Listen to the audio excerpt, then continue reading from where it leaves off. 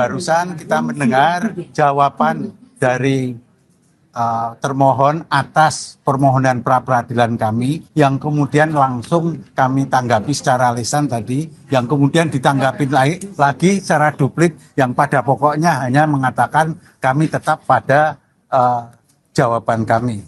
Pada dasarnya ini perdebatannya itu adalah mengenai penggunaan pasal 75 ayat 4. Apakah benar penuntut umum itu mempunyai hak untuk langsung memperbaiki surat dakwaan tanpa adanya nasihat atau perintah dari hakim, karena yang diberikan wewenang oleh undang-undang itu adalah hakim, gitu. Jadi menurut kami tetap, dan pra-peradilan ini juga tidak mengada-ada. Kami mendasarkan pasal 1 angka 15 yang antara lain adalah mengenai tindakan penuntut umum untuk melakukan penuntutan, dan penuntutan yang dilakukan itu adalah yang melawan hukum. Itulah tadi permohonan kami. Adalah petitum yang mengintervensi independensi penuntutan dan melanggar prinsip kekuasaan kehakiman. 3. Keabsahan status terdakwa pada lembar berita adalah pemikiran spekulatif yang tidak berdasar hukum tersebut. 2. Legalitas keterangan pasal 75 ayat opsi bukan kewajiban imperatif. Pemohon melakukan error in procedure karena menggunakan pasal 75 ayat 4 dan 3. Bahwa perlawanan pasal 206 adalah opsi hak bukan kewajiban imperatif. Norma pasal 206 ayat 4 Undang-Undang Nomor 20 Tahun 2025 diawali dengan klausul kondisional dalam hal penuntut umum tidak menerima. Ini apabila penuntut umum menolak atau tidak sependapat dengan amar atau pertimbangan putusan sela majelis hakim. Bahwa apabila penuntut umum menerima dan menghormati catatan korektif majelis hakim dalam putusan sela, penuntut umum tidak perlu menyempurnakan formulasi surat dakwaan dan melimpahkannya kembali ke pengadilan negeri. Bahwa ketika termohon menilai bahwa putusan sela pengadilan negeri Jakarta Timur hanya mengoreksi formulir redaksional surat dakwaan, termohon secara cerdas dan efisien memilih untuk memperbaiki dakwaan secara sesuai pasal 7 dan sebagainya. Kita lawan, yang dilawan itu siapa? Kalau yang dilawan kan berarti hakim yang dilawan, Mahkamah Agung yang berarti kan melawan negara. Kalau itu terbukti ada mainstream, enggak, ini yang ditanyakan itu langsung. Enggak, ini tadi ditunda ya oleh hakim. Ya hakim seperti saya katakan tadi, mungkin hakim juga tidak mau melanggar undang-undang. Ya kan, makanya ditunggu bahkan 2 minggu, bayangkan tanggal 27 ditundanya nggak tanggung-tanggung ya, 2 minggu ya. Kami memahami ya kan, karena saya katakan bahwa selama hakim juga akan melakukan due process of law dengan benar, tidak mungkin ada persidangan hari ini. Cuma yang menarik tadi ada usulan JPU bahwa disuruh wajib lapor lagi ke JPU. Kalau wajib lapor ke JPU berarti statusnya tersangka, bukan terdakwa. Kalau tersangka, persidangan ini nggak boleh terjadi, ya kan? Ya kan tersangka disuruh wajib lapor lagi. Oke, kalau emang wajib lapor tapi status kami down, bahkan sidang kemarin pun juga seharusnya tidak ada. Oleh sebab itu, secara tersirat JPU mengakui bahwa ini sudah tidak ada perkara ini. Dia mau mulai nol. Nggak masalah buat kami, wajib lapor lagi. Berarti dia sendiri yang mengkonfirmasi bahwa statusnya menjadi kembali tersangka, bukan terdakwa. Jadi dakwaan yang kedua, ya pasti cacat hukum dan batal demi hukum yang kedua. Jadi yang pertama udah batal, ini batal semua gitu, ya kan? Kami tetap akan melakukan sesuai dengan ketentuan dan undang-undang. Kami tidak mau menekan hakim, kami tidak mau menekan Mahkamah Agung seperti yang dilakukan oleh tim hukum katanya itu, ya kan? Kita dudukin Mahkamah Agung, kita minta memecat ketua pengadilan dan sebagainya. Kita lawan, yang dilawan itu siapa? Kalau yang dilawan kan berarti hakim yang dilawan, Mahkamah Agung yang berarti kan melawan negara. Kalau itu terbukti ada mens rea dan ada perbuatan permulaan menduduki benar Mahkamah Agung, maka itu termasuk makar. Berarti mereka melakukan makar. Karena yang dilawan mereka bukan kami tapi negara. Itu dari saya. Bang, tapi alasan Dr. Tifa nggak datangnya? Oh, dia datang. Kan biasanya persidangan itu kan nggak on time, menunggu kan. Tapi karena hakimnya tidak mau menunggu, karena mempunyai pertimbangan sendiri, ya silakan kami ikutin. Kami sendiri nggak tahu. Kemarin, ya. Malam. Ya oke lah, buat kami mau seandainya 2 jam sebelumnya kami juga akan hadir.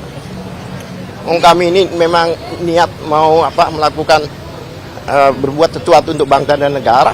Kalau Anda pikir ya, Dr. Tifa Prapit itu untuk apa? Dia nggak minta dibebaskan, status tersangkanya nggak dicabut. Dia hanya mau bahwa GPU melakukan penegakan hukum. GPU jangan buat morat-marit undang-undang. Karena ini undang-undang baru, khawatir jurisprudensi nanti. Demi kepentingan akan datang, supaya tidak ada korban-korban lagi, maka kita lawan. Ya kan? Karena memang putusan hakim tidak meminta ayat 4 itu. Yang mana ayat 4 itu adalah hakim memberi kesempatan untuk melakukan perbaikan. Sedangkan batal demi hukum itu sudah ground, sudah tanah. Lah kalau udah nggak ada, apanya yang diperbaiki? Yang diperbaiki itu kan ada, ini nggak ada. Ya kan? Jadi fiktif buat mereka ini. Oleh sebab itu kami akan hadapi apapun juga yang terjadi. Terima kasih. Saya tambahkan ya, bentar ya. Oh, ada Bang Refli tuh. Nah, ini. Saya tambahkan sebagai sesama lawyer dan saya di Roy Suryo ya. Ini. Cewek-cewek biar cantik. Ya. Saya pegang dulu sebentar. Ya. Jadi gini kawan-kawan semua ya. Ini ada KUHP baru. KUHP baru itu Undang-Undang Nomor 20 Tahun 2025. Dalam pasal 163 di KUHP baru dikatakan kalau ada pra-peradilan maka sidang pokok perkara harus ditunda. Jadi saya bacakan secara persis. Huruf E ya. Jadi biar kita tidak keliru.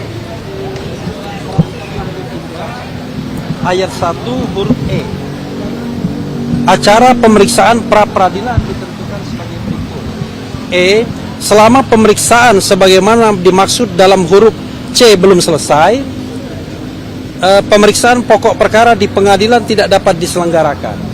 Ya, ini undang-undang dan jelas alasannya alasan yang didasarkan pada undang-undang. Kita tahu bahwa dalam kasus Dr. Tifa ini baru dibacakan permohonan kemarin.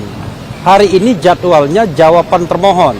Kalau replik mau digunakan replik, kemudian duplik dari termohon. Besoknya lagi ini hari apa ini? Hari Kamis, Jumat, mungkin Senin. Senin itu pemeriksaan saksi dan ahli dari pihak pemohon. Selasa pemeriksaan saksi dan ahli dari pihak termohon. Kemudian Rabu penyerahan kesimpulan. Nah barulah kemudian kira-kira Jumat itu akan putusan atau Senin. Karena hari kerja tidak dihitung untuk 7 hari tersebut. Hari libur tidak dihitung. Jadi dengan demikian menurut saya tidak patut jaksa penuntut umum untuk memanggil persidangan. Karena pra-peradilan sedang berlangsung. Itu satu. Yang kedua, mengenai esensi pra-peradilan saya ingin memperkuat saja, ya ini pendapat saya secara pribadi. Kan ada polemik antara pasal 75 ayat 4 KUHP dan pasal 206 ayat 4 KUHP juga. Pasal 206 ayat 4 itu bicara tentang perlawanan. Ya, jika nota perlawanan dari pihak terdakwa itu dikabulkan dalam putusan sela, maka tersedia perlawanan ke Pengadilan Tinggi DKI, oke? Ke dalam konteks Dr. Tifa. Sementara pasal 75 ayat 4 itu bicara mengenai perbaikan surat dakwaan yang sudah dinyatakan batal demi hukum. Yaitu bahwa hakim memberikan kesempatan 1 kali untuk memperbaiki surat dakwaan. Nah dalam konteks Dr. Tifa ini, sependek yang saya tahu, yang dilakukan oleh jaksa penuntut umum adalah perbaikan surat dakwaan dan kemudian sudah dilimpahkan kembali dan kemudian mau disidangkan hari ini. Tetapi jangan lupa di dalam putusan sela Dr. Tifa yang mengabulkan permohonan tersebut tidak ada perintah hakim untuk memperbaiki surat dakwaan. Tidak ada. Karena tidak ada perintah hakim untuk memperbaiki surat dakwaan, maka seharusnya yang dilakukan oleh jaksa penuntut umum adalah perlawanan. Ketika dia melakukan perbaikan tanpa perintah hakim di dalam putusan selanya, maka surat dakwaan itu batal harusnya. Nah, dalam konteks ini, kalau surat dakwaan batal, ya seharusnya Dr. Tifa sudah dibebaskan dari perkara ini dan perkara ini tidak ditindaklanjuti lagi.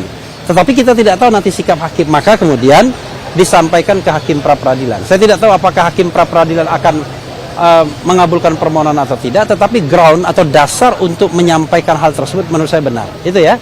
Oke, tambahannya, makasih. Ya, mari.